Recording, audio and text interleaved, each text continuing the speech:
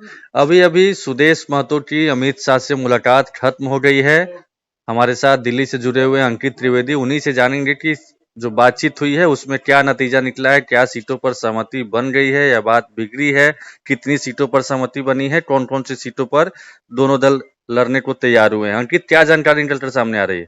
बिल्कुल निश्चित तौर पर जिस तरीके से झारखंड में विधानसभा का चुनाव नजदीक आ रहा है, ऐसे में सुदेश महतो जो कि आजसू के प्रमुख हैं, वो लगातार दिल्ली में डेरा डाले हुए हैं। कल उनकी एक बड़ी मुलाकात अमित शाह से होनी थी, लेकिन वो मुलाकात स्थगित हो गई। लेकिन शाम को 6:30 बजे मुलाकात अभी खत्म हुई है, और उसमें कहीं ना कहीं जो झारखंड के सह प्रभारी हैं, हेमंत विश्व शर्मा, उसमें मुलाकात के दौरान बैठक में मौजूद रहे। और किस किस सीटों पर जिस तरीके से बातचीत हुई है, तो हमें सूत्रों के अनुसार जानकारी मिली है कि डुमरी, पाकुड़, सिल्ली, रामगढ़, लोहरदंगा, मांडू, सिमरिया, गोमिया, जुगल सलाई, और इसके साथ साथ हो सकता है कि संभावना ये भी जताई जा रही है कि जिस तरीके से हेमंत विश्व शर्मा और सुदेशो महतो के बीच आज एक लंबी मैराथन की बैठक हुई थी, उसके बाद गृह मंत्री अमित शाह की अध्यक्षता में एक बड़ी बैठक का आयोजन किया गया, तो इन सभी सीटों पर चिंतन और मंथन किया गया है। और संभवतः कहीं ना कहीं सुदेश महतो से बातचीत करने का हम लोग प्रयास करेंगे कल, जैसे ही वो रांची झारखंड के लिए पहुंचेंगे, उसके बाद कहीं ना कहीं जिस तरीके से चिंतन और मंथन देश की राजधानी दिल्ली में हुआ है, उसको लेके भी कहीं ना कहीं वो अच्छा, मीडिया। ये बॉडी लैंग्वेज से क्या मालूम पड़ रहा था? वो बॉडी लैंग्वेज भी बहुत कुछ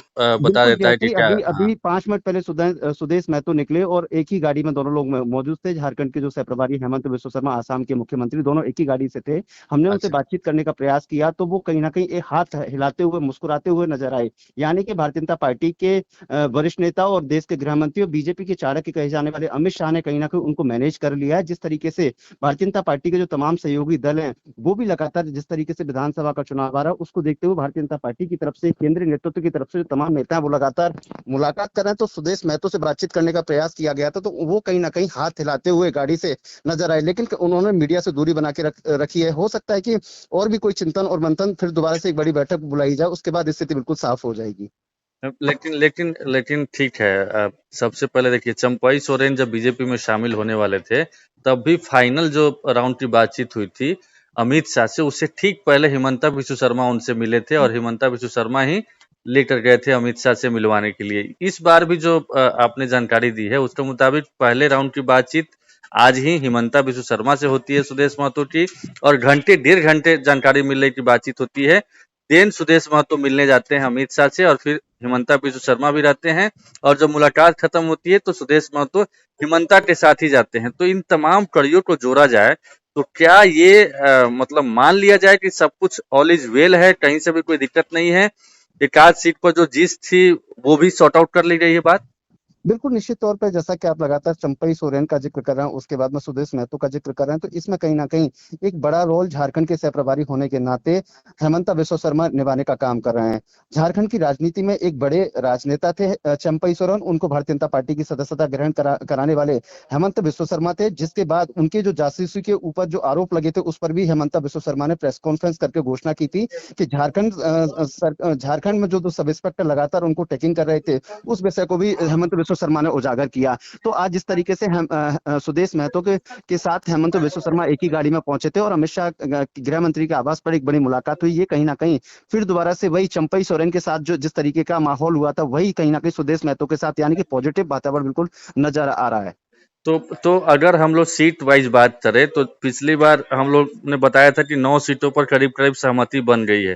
तो 9 सीट ही या +1, क्या क्या मतलब अब तक, हालांकि आपकी बातचीत नहीं हो पाई है, सिर्फ मतलब जो जानकारी मिल रही है उसी आधार पर बात कर रहे हैं, फिर भी मतलब एक आध सीट इधर उधर हुई है, इस पर सहमति बनती हुई नजर आ रही है आपको? बिल्कुल निश्चित तौर पे अगर हम बात करें, जैसा कि कशिश न्यूज लगातार एक हम्म। एक दर्शकों को एक एक पल पल की जानकारी दे रहा है, सूत्रों की माने तो यही है कि जिस तरीके से सुदेश महतो अडिग थे, वो कहीं ना कहीं अब उनको मैनेज करने का काम भारतीय जनता पार्टी के वरिष्ठ नेताओं की तरफ से किया गया है। हेमंत बिस्व शर्मा लगातार उनके आपस में और गृह मंत्री के आपस में जो भी संवाद है, उसको काम करने का प्रयास कर रहे हैं। तो कहीं ना कहीं एक जो लंबी एक आशा थी और अपेक्षा थी सुदेश महतो के अंदर, वो कहीं ना कहीं पूर्ण होती नजर आ रही है। जिस तरीके से अभी एक बड़ी बैठक का आयोजन देश की राजधानी दिल्ली में किया गया है। तो निश्चित तौर पे तकरीबन 8 से 9 सीटें सुदेश महतो को दिए जाने की संभावना ऐसी जताई जा रही है, लेकिन स्थिति बिल्कुल जब भी साफ होगी जब मैं उनसे बातचीत करने का प्रयास करूंगा। अच्छा अच्छा, एक लास्ट सवाल ये है कि देखिए कंपनसेट किया जाता है कि सीट यहाँ पर आप एक दो सीट कंप्रोमाइज कीजिए, बाद में आपको इसका रिवार्ड मिलेगा। रिवार्ड मीन्स कि जब सरकार हमारी आएगी तो मंत्रिमंडल में आपकी ज्यादा हिस्सेदारी होगी, या फिर सुदेश महतो बीजेपी की सरकार में उप मुख्यमंत्री भी रह चुके हैं, तो क्या इन सब चीजों पर भी बातचीत हुई है? कोई कमिटमेंट किया गया हो कि बाद में आपको ये सारी चीजें दी जाएगी, कंपनसेट कर लिया जाएगा? बिल्कुल, निश्चित तौर पे इसमें कोई संदेह नहीं है। आपने भी हाल ही में देखा होगा कि जिस तरीके से बिहार के अंदर जेडीयू के अंदर हो या चिराग पासवान हो, उन सब लोगों को जब प्रत्याशियों के तौर पर उतारा गया, सरकार का गठन हुआ, ये वो लोग जीत के आए तो कहीं न कहीं उन लोगों को प्रमुख स्थान दिया गया। वही सेम पैटर्न आपने उत्तर प्रदेश में देखा होगा। अनुप्रिया पटेल जो केंद्रीय मंत्री हैं, अपना दल की राष्ट्रीय अध्यक्ष हैं, उसके साथ-साथ में भारतीय जनता पार्टी के जो तमाम सहयोगी दल हैं, उनको कहीं न कहीं इसी तरीके का आश्वासन दिया जाता है और जब भी वो लोग कहीं न कहीं चुनाव जीत कर आते हैं, तो उनको कहीं न कहीं भारतीय जनता पार्टी सहसम्मान एक बड़ा पद देने का काम करती है। तो इस पर भी कहीं न कहीं आगे किस तरीके से विधानसभा चुनाव कौन-कौन से प्रत्याशी, कौन-कौन से चेहरे रहेंगे, उस पर चिंतन और मंथन किया गया और चुनाव जीतने के बाद आपको किस तरीके से केंद्र सरकार की अगर बात करें या फिर झारखंड सरकार की बात करें, तो कहीं न कहीं उन नेताओं को कौन-कौन से ऐसे चेहरे होंगे जिनको प्राथमिकता के साथ, सहसम्मान के साथ भारतीय जनता पार्टी कहीं न कहीं बड़ा पद देने का काम खैर करेगी। चलिए, ज़्यादा समय नहीं लेंगे, आपने खबर ब्रेक की है, पहले इस खबर को हम लोग चलाते हैं, लेकिन जो ऑथेंटिसिटी है खबर की उस पर भी आप ध्यान रखिए, यानी सुदेश महतो और हिमंता बिस्वा शर्मा से बयान लेने की कोशिश कीजिए, तब जाकर के क्लियर होगा कि आखिर में अंदर खाने क्या-क्या बातचीत हुई है और कितनी सीटों पर सहमति बनी। फिलहाल हम लोग के पास जो जानकारी है उसको हम दर्शकों को साझा करने जा रहे हैं। बहुत-बहुत धन्यवाद अंकित।